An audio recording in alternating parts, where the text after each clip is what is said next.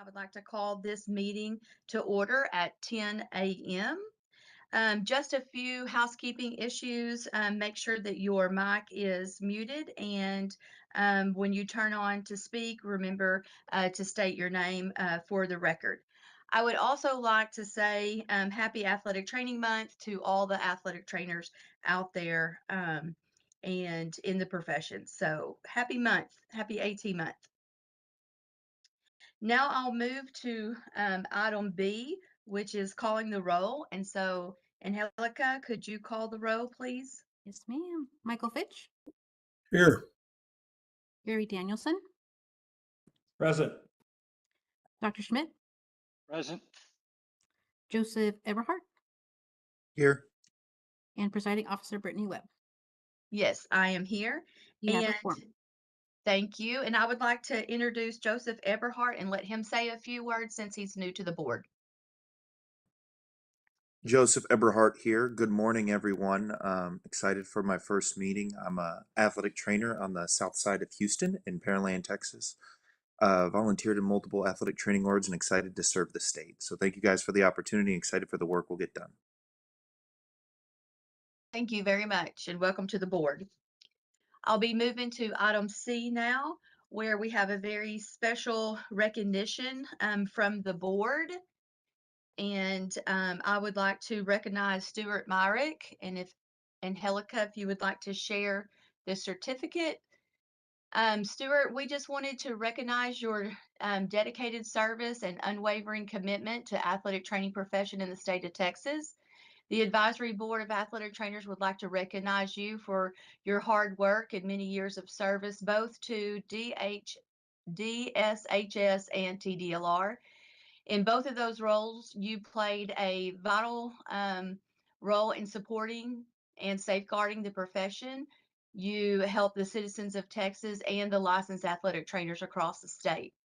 Your professionalism and steady guidance and steadfast advocacy has helped move our profession forward in meaningful and lasting ways.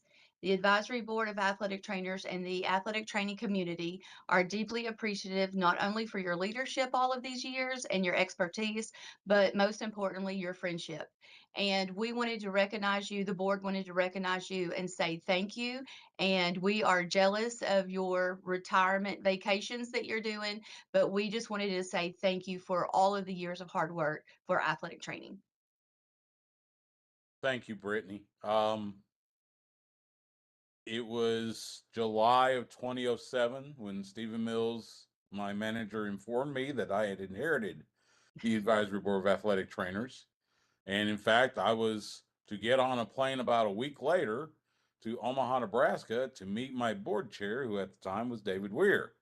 And we were at the BOC's regulatory conference, which they do every 2 years. And that started a nearly 2-decade career experience of being the contact for the athletic trainers of the state of Texas. It was a position that I never took for granted, a position that I was deeply honored to have, and I have been surrounded not only by some of the best staff, but some of the best board members. Doc Schmidt was there, from the beginning, and it, as you said, it was more than just a work thing. It became, many athletic trainers became dear friends, and I was honored to represent the athletic trainers at both DSHS and TDLR. And so it was a privilege that can't be matched, and I'm grateful to the board. I'm grateful to the athletic trainers of the state of Texas for letting me be their contact, be their person to talk to, and I will never forget it. And with especially with it being National Athletic Training Month, I've been seeing all the social media posts, and I'm so proud to have been a small part of the legacy of athletic trainers in the state of Texas over nearly 2 decades. Well, thank you very much for everything that you've done for us and the profession. And again, thank you for your friendship for sure. Absolutely. I will continue to be your friends. Angelica, if it's okay, I want to come by on Wednesday. I'll pick up the. Oh, okay, great. I was gonna ask you for your address, but yeah, I'll be here on Wednesday. I'll just come by. I Sounds need to good. go say hi to the folks upstairs anyway. Sounds good. All right. Thank you. And congratulations on your retirement, Stuart. Thank you, Brittany. Okay, so now moving to item D, I would like to call on Robert Reyes, please, for government training. Thank you, Chair Webb. Robert Reyes, Assistant General Counsel, be reviewing with the board the opening government training for the advisory board. Let me share my screen with y'all.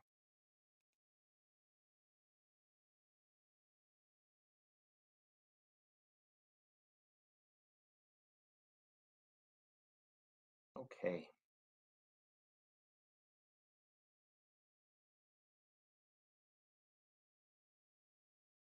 These are the 3 acts I'll be covering in this presentation. You can also find more detailed information regarding these acts in your meeting packet.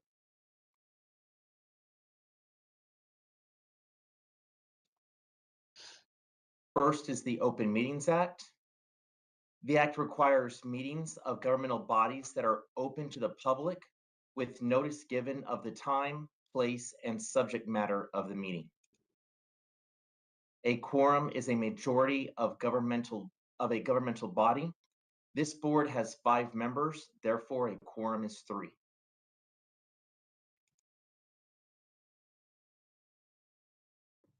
The definition of deliberation and the key concept of meetings. Please note that a meeting can occur at any time and any place, including online and in social media. Notice, again, date, time, place, and subject of each meeting held. If an item is not properly noticed in the agenda, no discussion of or action on that item may occur during the meeting. Board members will undoubtedly see each other at industry-related functions. However, you should not engage, even informally, in discussions concerning board business.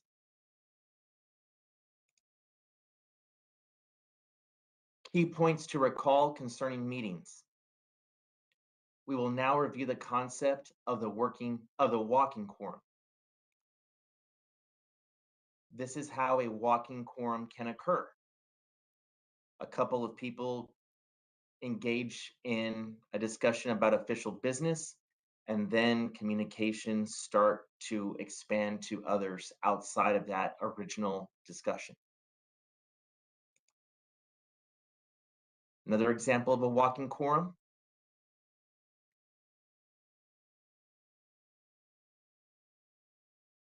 Everything sent to you by department staff by email, if received, should be kept private with no external discussion between members. Work group discussions should remain within the work group to avoid the walking quorum. Again, with the proliferation of social media and other technologies, we should make sure that all discussions are contained within the original group that was which originated the discussion. That discussion should not extend out to other parties. Best practices to avoid a walking quorum. The second point is especially important in this day and age of direct messaging.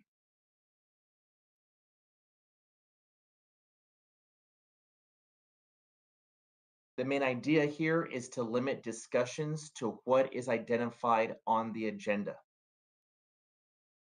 If it's not on the agenda, it can be placed on an agenda for a future meeting.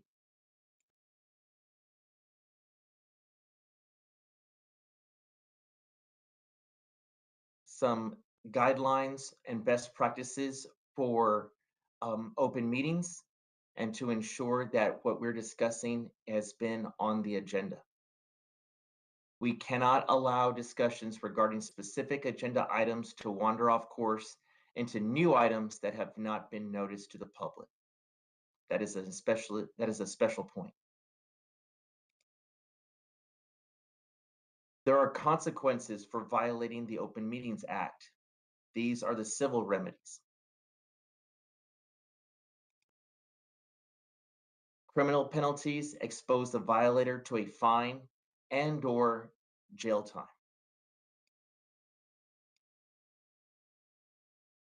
A summary of the main takeaways for the Open Meetings Act.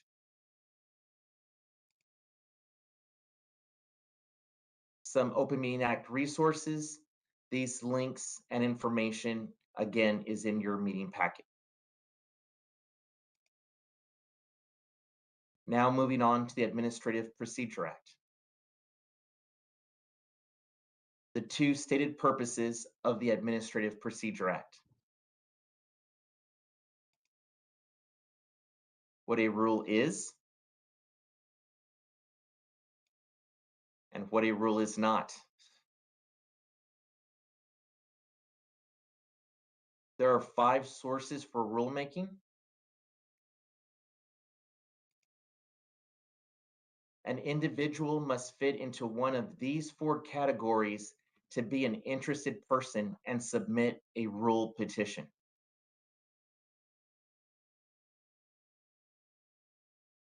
This is the typical process for rulemaking.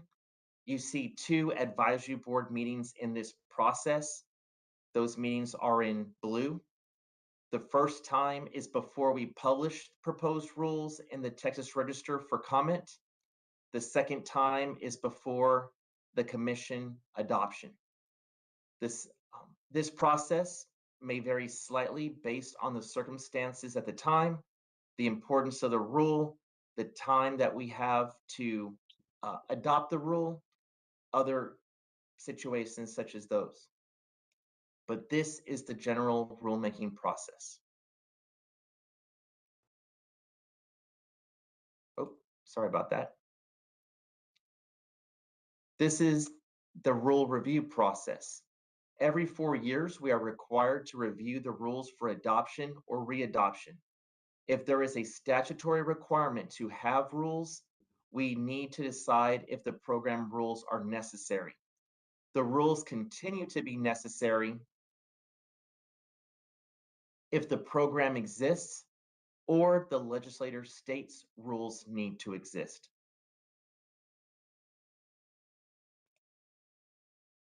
Additional resources for the Administrative Procedure Act, again, found in your meeting materials. Finally, the last act we will cover today, the Public Information Act. The second point here is very important. Pursuant to the general presumption of granting requests for information, communications through your personal phone regarding advisory board business may expose all the content on your phone to disclosure. So this is another reason not to engage in a walking quorum or use any of your communication devices for business of the board.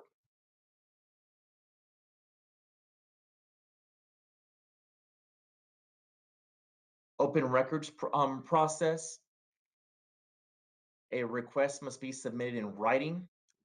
At TDLR, a request must be submitted through the TDLR Record Center, which is a link that is found on the department's front webpage. This point under prompt response is very important. TDLR must respond to the request as soon as possible, but not later than 10 business days after receiving the request. To meet that quick 10-day turnaround, we need your immediate response to any questions we have of you. The presumption of openness, again, is important here. We begin the analysis with the idea that the information is available for disclosure, and only then do we redact certain specific information. If you receive what looks like anything resembling a request for records, please forward it to the advisory board team immediately. Time is of the essence. Additional resources, again, these are found in your materials, and this concludes the presentation. Okay.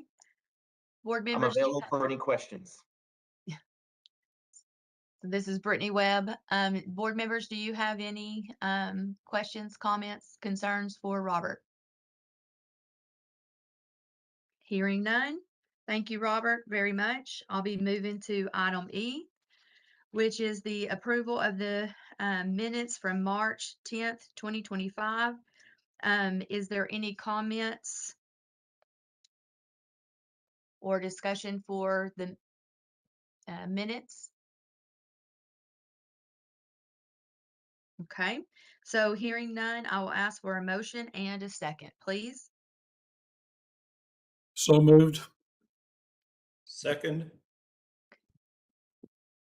And, is that Mr. Danielson? Did you second? I apologize. I was I looking. did. Danielson second. And I'm sorry, I should have used my name. Michael Fitch made the motion. Thank you. There you go. And Helica, do you want to call roll for a Yes, vote? please. Okay. All right. Michael Fitch, Yes. Gary Danielson, Yes. Dr. Schmidt, Yes. Joseph Eberhardt, Yes. and presiding officer Brittany Webb. Yes, approved. Yep. Motion passes. Okay, thank you very much. So now moving to item F, which is the public comment. The Advisory Board of Athletic Trainers did not receive any public comment during this meeting. So let that please be noted, and then we can move on to item G, which is the staff reports that we will be doing. And the first one will be the licensing division. And I would like to call on Katie Bryce for that update, please. Thank you. Good morning, Presiding Officer Webb and Advisory Board members. My name is Katie Bryce. I'm the Deputy Director for the Licensing Division. You all have the report in front of you, and we included data that we have through the first quarter of fiscal year 2026. You'll see that we've issued 67 new licenses and renewed 266. The total population continues to go up at 4,624. And we had issued 19 temporary athletic trainer permits, licenses. And I'm happy to answer any questions. Board members, do y'all have any questions?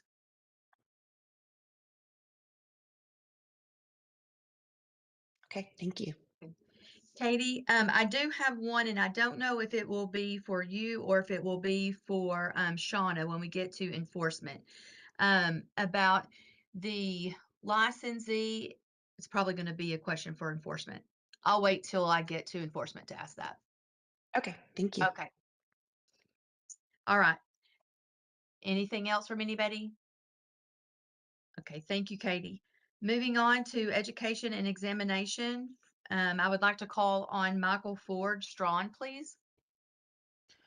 Good morning, Chair and members. My name is Michael Strawn. I'm the director here for Education Examination. Just took over here not too long ago, a few months ago, and so here to give you your numbers. As you can see here on your page, we have the total number of examinations administered for athletic trainers. In total, we're pretty much on pace with what we've seen in prior fiscal years for these quarters. Pass rates are a little down if you look at Q1 compared to last quarter. And then Q2, of course, we don't have a full picture yet. But as you can see, due to the low volume of these, we can range anywhere from mid 20% up to 70%, depending on the month, the volume, and how many people are passing and failing in there. Due to the low volume, statistically, these numbers can vary in a wide range. One of the things we are doing here as well in tandem with this, and I've done for many of our other programs, you may or may not know, but we actually have school score reports for some of the programs that we have schools within our system. So individuals can see how they're performing across the exam as an industry. And so you may get a school score report or a score report back for an individual, and that will show you where you're performing in each of the topics within this candidate information bulletin, the CIB. That's information that's going to be actually available soon here for the entire industry. And so what that would do is allow you all to see where are we failing? What do we need to increase in our performance across the board and all of those as an industry across the whole? So that's something that we're hoping to provide to give candidates the information of seeing where as an industry you're failing, what could we improve upon, where can we strengthen our education to help improve these pass rates organically. We don't want to just inorganically, make the exam so easy that everybody passes it.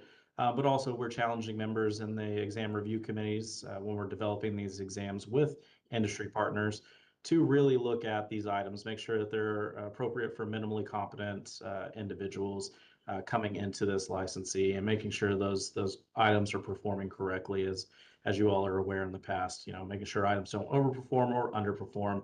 They're not too hard or too easy, that they're appropriate for somebody attempting to get this license. And that's really a focus we're at right now, is trying to put more education, more awareness and communication back in the hands of you all. I was really hoping to have it today, but you all will definitely have it by the time we have this next advisory board for you all. So we'll also make that information available on the website to you here shortly too. So I'm really excited about that. And if you can move down on the report for me real quick. And then here is just the breakout for, each quarter, written and practical, each pass rate as you can see it. And then we can go down to the projects and updates for CE. Oh, I'm sorry, JP exams. My apologies. JP exams, we actually see an increase in the first quarter and second quarter over what we had for last fiscal year. And then we'll scroll down to the last page. And then finally, our updates, continuing education hours. Athletic trainers, as y'all are aware, are required to complete 40 clock hours of continuing education every 2-year renewal period, including 2 hours of which are in concussion management. We're asking athletic trainers to make sure that you hold on to those completion certificates as you may be selected for an audit. We have an audit process in here. We've talked about it before. We just want to make sure everybody is aware. We have a team here in the Education Examination Division that selects individuals randomly for audit. If selected, these individuals will need to provide their CE documentation at that point in time to ensure that they have complied with their necessary CE. They're given plenty of time to comply with this and work with everybody up to over half a year to make sure they can come and provide us with that documentation. But should you be selected for audit, you will get a letter in the mail, you'll get an email, you'll get notice of that. Our individuals will follow up and make sure that you send in your CE so that we can mark it in the system as being completed.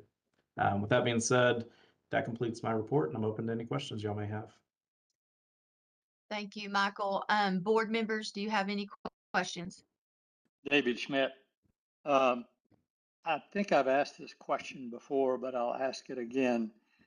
It is, if I'm a student in high school and I want to go into athletic training and I choose school X or Y, am I able to find out what the pass-fail rate is for that particular institution before I apply?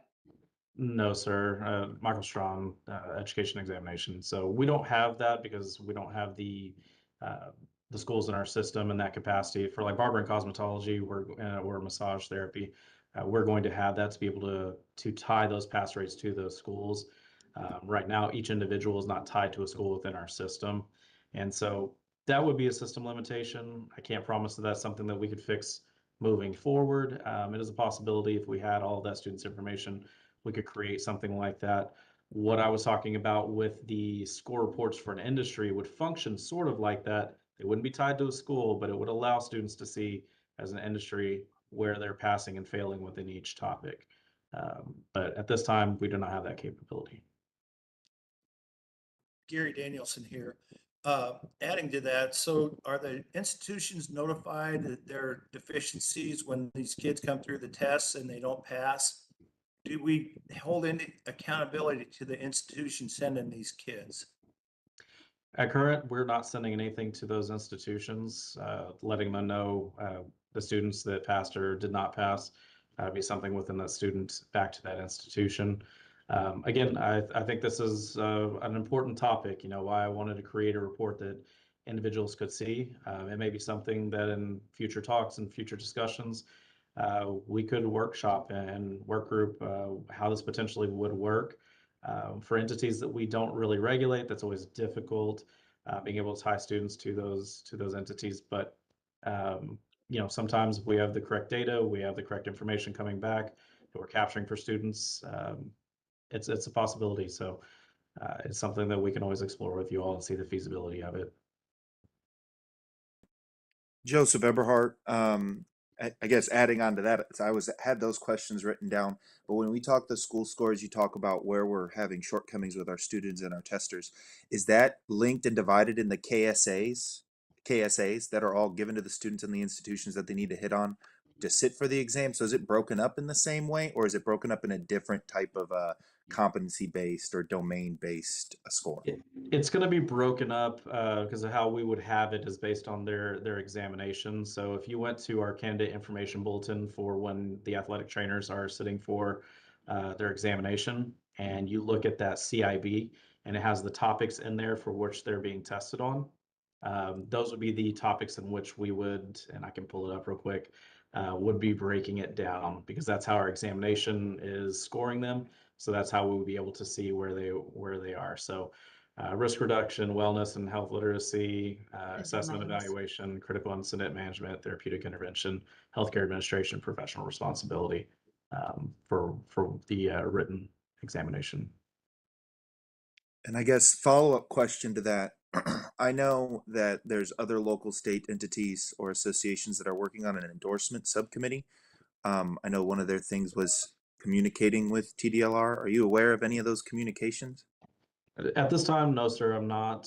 Certainly, I can talk to my partners within our compliance division that are much more closely tied into, you know, the annual conferences, those committee discussions, things of that nature.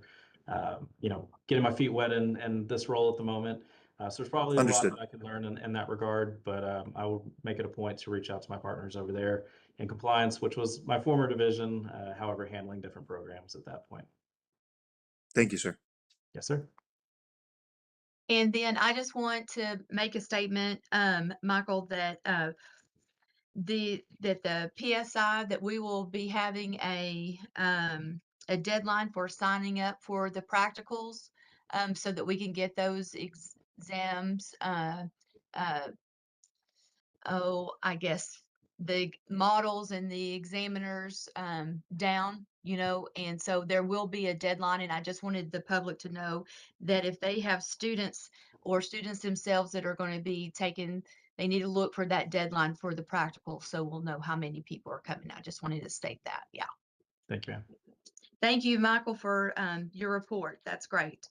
And yes, in the future, let's see if we can't try to tie those reports to some sort of university, if we can put that on our to-do list, because I know that's been mentioned many, many, many times. Okay, so going to customer service division, Myra Rodriguez, I would like to call on you, please. Good morning, board members and TDLR staff. My name is Myra Rodriguez, and I am one of the managers in the customer service department that oversees the athletic training team here in customer service for phone calls and emails. As you can see in the reports before you, our numbers are pretty consistent, give or take just a handful of contacts month by month. For example, the contacts received total for January, which is the most up-to-date information that we had during the time the report was due, was 174 versus fiscal year 2025, it was 165. And that includes 47 emails and 127 phone calls for the month here in customer service. This concludes my report, and I'm available if you have any questions. Board members, do you have any questions for Myra?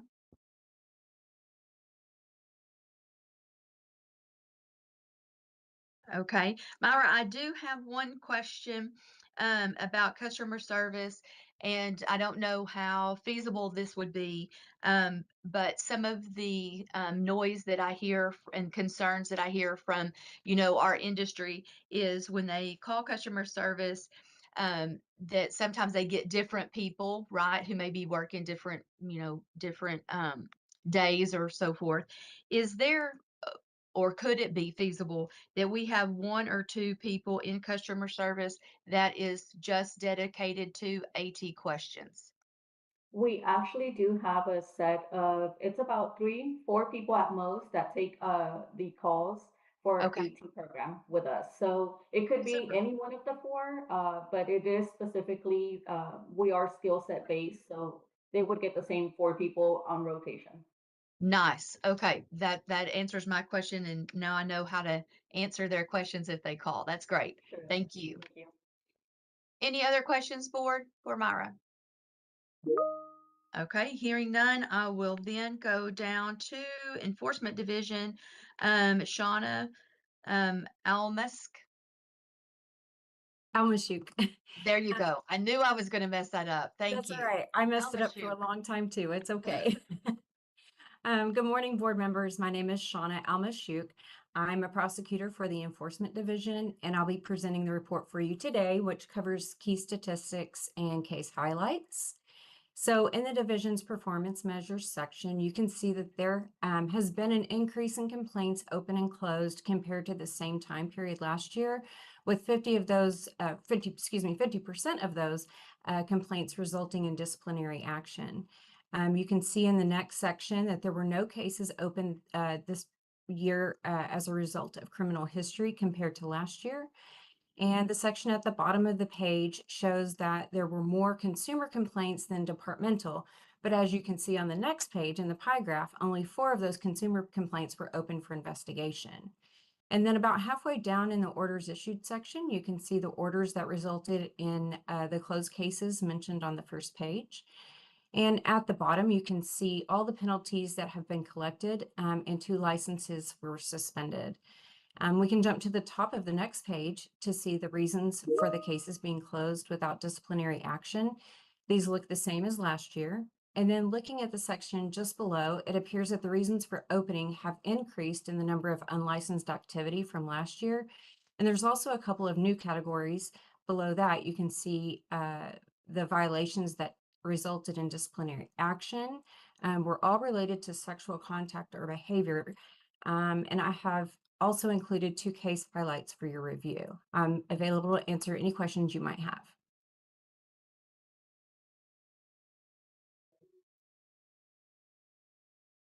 Okay, board members, do you have any questions for Shauna? Joseph Eberhardt, question. As a new member on the board, I guess it's more clarification or educational for my purpose. When we have members or athletic trainers who bring up concerns that would result in the need of this, we just direct them to the TDLR website, correct? To make a complaint. File you a mean? complaint or file a concern? Yes, there is an online option to file complaints. Yes. Okay. And I then believe I there's know like that a lot of like it, I'm so go ahead. sorry. Sorry. Sorry, Shauna Almashuk. I'm so sorry. There's like a tab, if you will, on the top of our toolbar, I think, that says complaints. Yes, ma'am. Fantastic. I know that was the big one. Joseph Eberhardt should have started with that. And then when it comes down to the evidence part, a lot of the cases were closed due to insufficient evidence. Advice for those individuals putting in complaints is just to be as detailed as possible. Yes, but also sometimes the concern may be someone believes that someone else is holding themselves out as an athletic trainer, but their actual title is not athletic trainer. It's like assistant or coach. Sometimes we do get coach titles, but the complainant believes that they're acting as an athletic trainer. So sometimes that's where the insufficient evidence comes from. Thank you. Okay, Shauna, I do have a question. Yes, ma'am. And I think this is where it belongs in your division. So does the TDLR fine employers that hire people who are imposturing or ATs, right? So for example, maybe they have the AT title, but maybe their license expired or something of that nature. Does the TDLR hold the employer accountable? We do not. We don't regulate the employer unless the employer is specifically an athletic trainer. We only regulate the individual.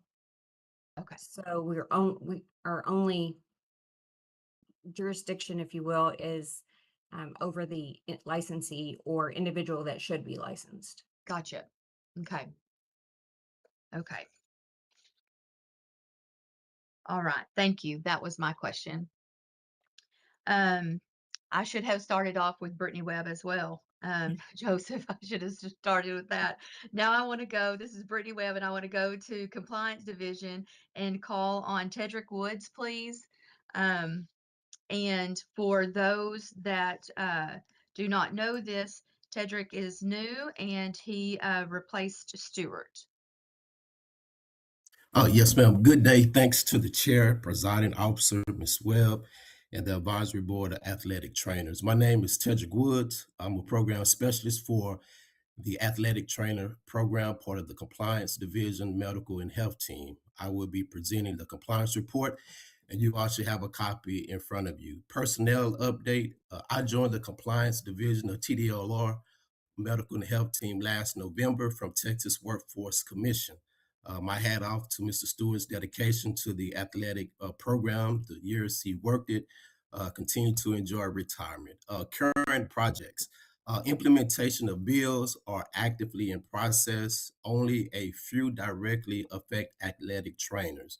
HBill 11, reciprocity, TDLR is working towards 50 state license reciprocity where possible. This will be a multi-year project. SBill 571, mandatory reporting. Licensee must now report suspected abuse of child, elderly, and disabled to Department of Family Protective Service within 24 hours. To keep up with bills, please check out our website for legislation updates. Staff and our vendor CGI are building a unified license system called CORE.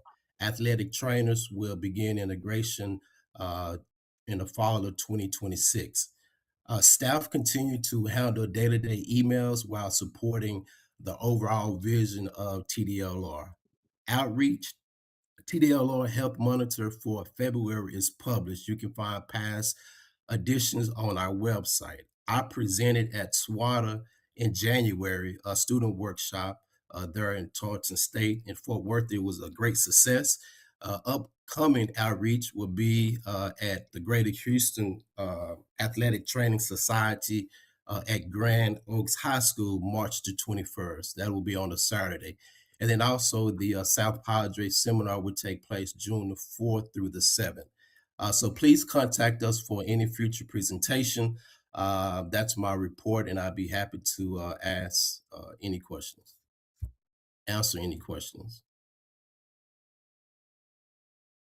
Board members, any questions for Tedrick? Okay, Tedrick, I just have a question for you. If there's any bills that are going to concern athletic training, is there a way that you could alert the board? Yes, ma'am. So with that, if we do, can I get that information to you all whenever it comes up? Yes, ma'am. Yes, please. Okay, that would be great.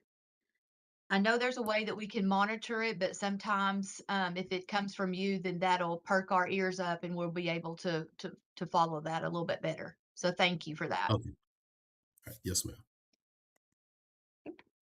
Any other comments, concerns for Tedrick?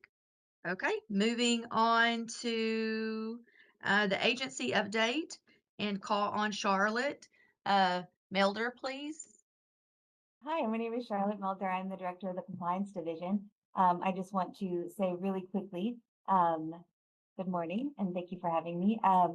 As far as Tedrick and the bills and such, the legislature is not in session this year.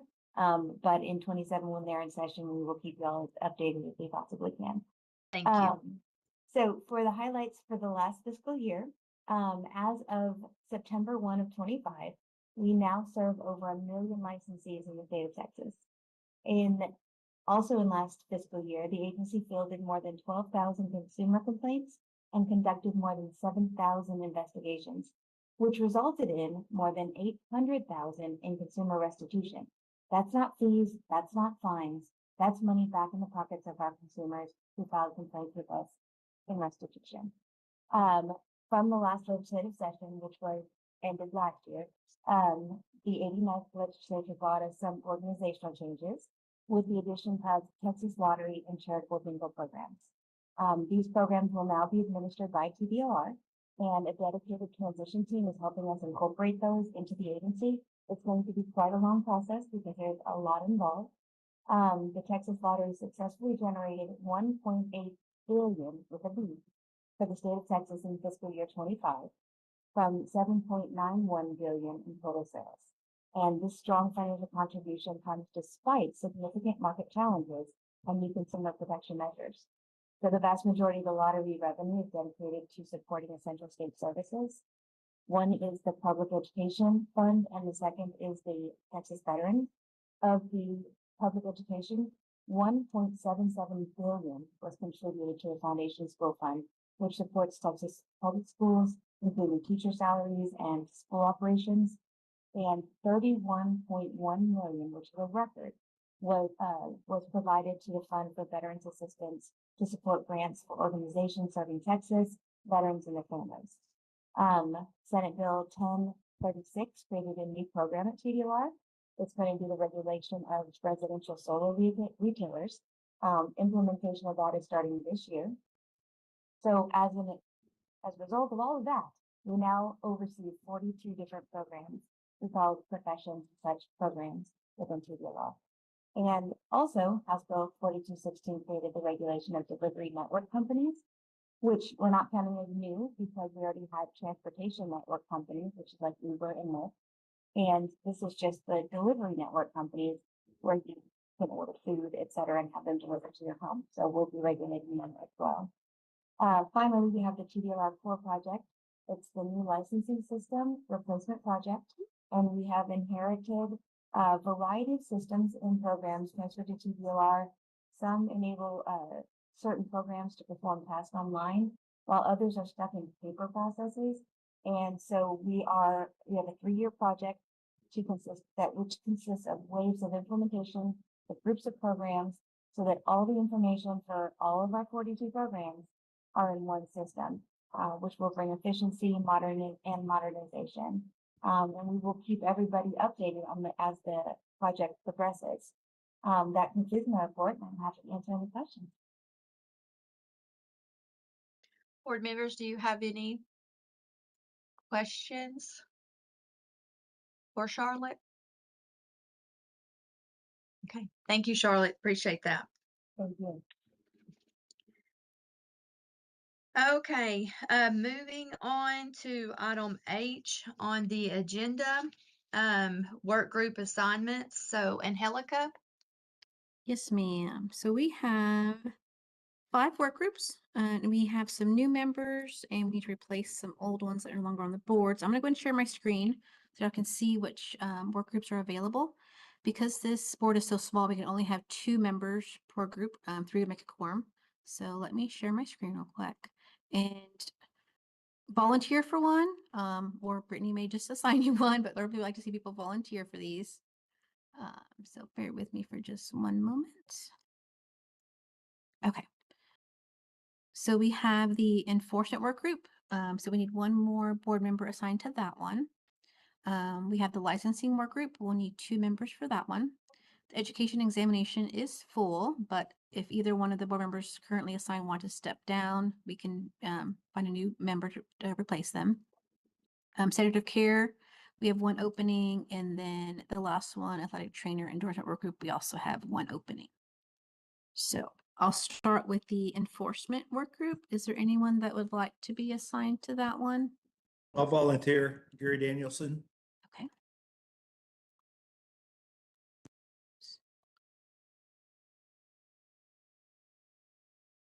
Okay. So that one's full. What about for licensing? Let me just say you can be on more than one. Obviously, you can see Miss Webb is on 3 of them, so you can't be on more than one. Anyone for the licensing work group? Joseph Eberhardt, I'll volunteer for licensing. Okay. Anyone else? Okay, you can put me on that one. Angelica. Okay. This is Michael Fitch. I will serve on any of these work groups that Chairperson Webb would like me to do. Okay, super. You do really good on the education and examination one. All right. What about standard of care? Standard of care, Dr. Schmidt, do you want to do standard of care? David Schmidt, I was gonna do the athletic trainer endorsement work group, but I'll do both if you want me to. Joseph Eberhardt, I can take one of those from you, doctor, if you have a preference. I'd prefer the If endorsement work group. Okay.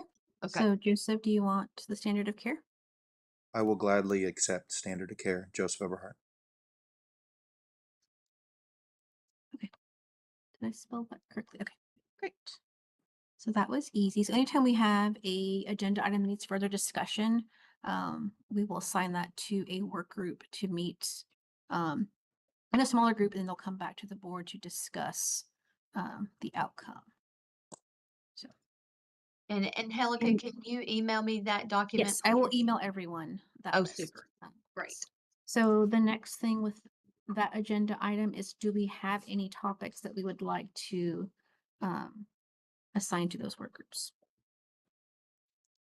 Joseph Eberhardt, I guess it's a question. I know I asked, I believe the gentleman was Michael. I'm sorry, I'm terrible with names, about Or- education that Mhm. sparked the large conversation. I know TSATA has an endorsement subcommittee that part of their goals was to integrate the KSAs into education and partner with TDLR on assisting in that education conversation and what we're doing well and what we're not. I found it intriguing that TDLR using a term CIBs versus TSATA is using KSAs, and the concept of that endorsement from the TSATA was to help passing. Has that been any discussions with those work groups to see if there could be some collaboration between all these people that have the similar goal? This is Brittany Webb, and I can comment on that, Angelica. So the CIB is the candidate information booklet for people to take the exam. So, and it has the Understood. domains in there, and then the KNSs are what TSATA is doing. And so, yes, there has been some collaboration in the fact that the I am telling the work groups what TSATA is communicating. Yes. But that is about it, because TDLR has wanted to have TSATA to take lead on that. Understood. Mhm. Thank you. Yeah. Good question. Any other ones from the board members? And if you think of one after this meeting, just let me know and I'll get with Robert and we can find out the best work group to assign it to. Right. I do think that we need to have the ongoing conversation about the first aid and the education part of it. I know Robert and Mr. Finch and I have, and that work group have talked, and I think it's probably good to come back and revisit that as well. I've got some new ideas that we may want to hash out as well.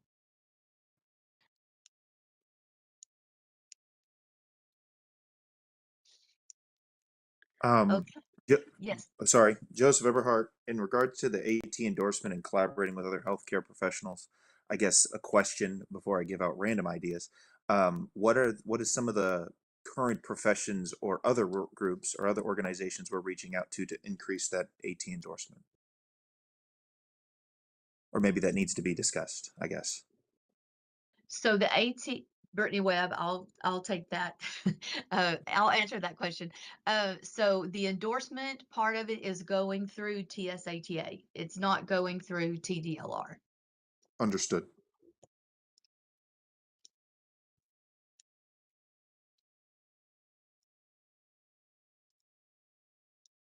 Any others? Again, if you think of any other ones, feel free to email me, call me. I think it's my last one, Joseph Everhart. Sorry. Standard of care. I know I just volunteered for that. Excited for the opportunity. But in regards to the standard of care, and remind me who is my coworker on that. Is that you, Brittany, as well? Mhm. Well, Correct. fantastic. I just love talking to Brittany, so I'm just going to keep talking. The standard of care, other than maybe looking at NATA position statements and other things, does that work group have any collaboration with the UIL safety and health and safety organization, or are those completely separate projects? Two separate Brittany Webb, two separate projects. Yes. Understood. But if you would like to have a meeting where we can just kind of discuss what what we're doing, and we could have a work group meeting since you're new to the board. We could do that. Yes, Right, ma'am. I Robert? would greatly appreciate that to help me get my feet wet and get the ball rolling on whatever y'all may Sure. need. Sure, I think so. That would probably be a good idea for the new members. Yeah. And I Mr. think Everhart, we can get that Angelica, planned. I'm sorry, go yeah, ahead. I think Angelica will help get those meetings together. Mhm.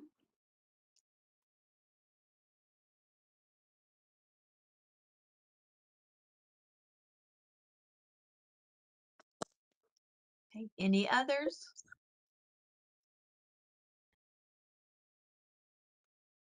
Okay, hearing none, then I believe I am on item I, which is agenda items for the next advisory board meeting. Would anybody have any recommendations for the next meeting that we can give Angelica right now? And if we can't think of anything right now, we can always email her with agenda suggestions, especially out after we come out of these work group meetings. I So guess I will, Joseph Everhart. go ahead, Sorry. sorry. Go ahead, Joseph. Joseph Eberhart, if and maybe this is still too new, so it can go ahead and go back to work group and then see if it becomes an agenda point. But I found the discussion about the schools vital. I know there was a lot of information that was limited based on how we accept information from the applicants. So if we feel that's a work group discussion first, more than merrier. But I think that is a very good point that I'd like an update or further discussion on maybe in the next meeting.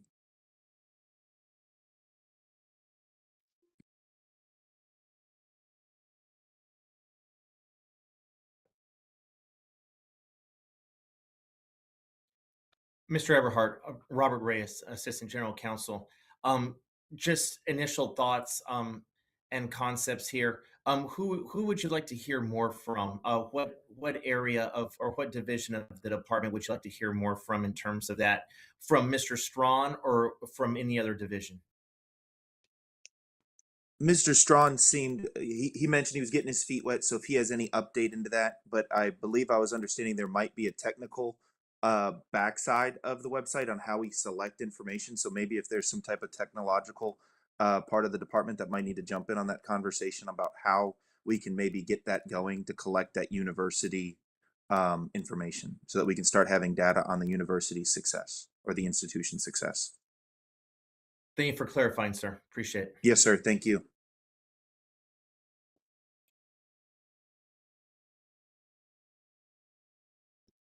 Anything else from any of the board members? Yes, Gary Danielson here, and I would be open to have any conversation when you guys visit about the UIL and athletic trainers, if I can avail myself to your meeting at some point, whatever. I'd like to help, if you will. Thank you.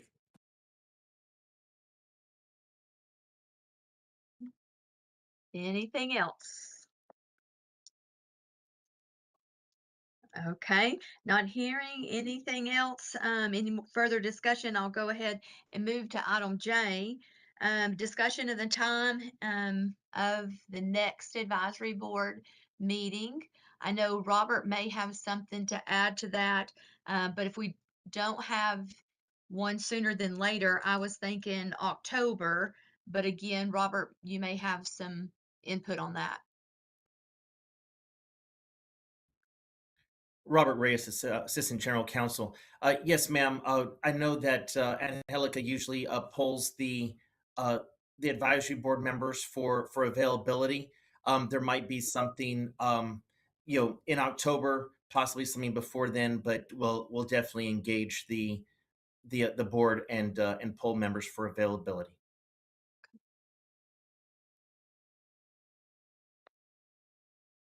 I would just, Brittany Webb here, I would just like to comment that I do like to have meetings more than once a year. So if we could do something quarterly, that would be great, just to update our profession on what's going on. And it may just be staff reports at that time, but then we could do the work group discussions and give an update on what's happening with that as well. So maybe a few more would be good.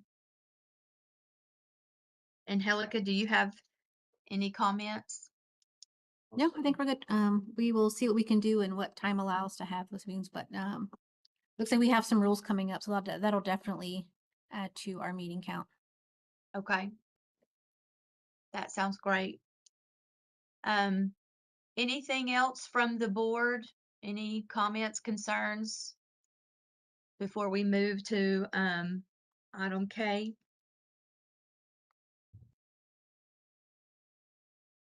No? Okay. All right. So hearing no further comments. Excuse me, or Chairman, well, Michael Yes, Fitch, I'm sorry. I couldn't find my mute button. I'd like to give a little shout out here. Let me open this up so I get the names right. Back in early December, one of my basketball officials working a game collapsed on the court. Lots of video, very disturbing, and basically hit the floor with no vital signs at all. From the athletic trainer Jessica Blaine, athletic director Stephen Hill, and officer Charles Croker jumped in, and this was at Fulshire High School, jumped in, administered CPR using the AEDs, and whatever state representative made that, proposed that law that every school needs to have an AED, they're now my new hero. But anyway, not only did they bring him back, he's doing well. He attended school and was able to actually thank those three people individually. So just another example of how your profession pays back to even the people in stripes. Brittany Webb here. Thank you, Mr. Fitch, for that. And I hope that we get to celebrate her in our other platforms as well coming up this summer. Yeah, absolutely. Athletic trainers just doing what athletic trainers do. So that's really good. And I'm glad that your member is doing well, Mr. Finch. I'm glad he's doing well. Okay, so any other comments, concerns? Okay, let's then move to item K, which it is 11 o'clock. So that's good that we're at item K for trying to adjourn the meeting, right? So if there's not any other information or announcements or whatever, then I declare this meeting adjourned at 11 o'clock. Thank you, everyone.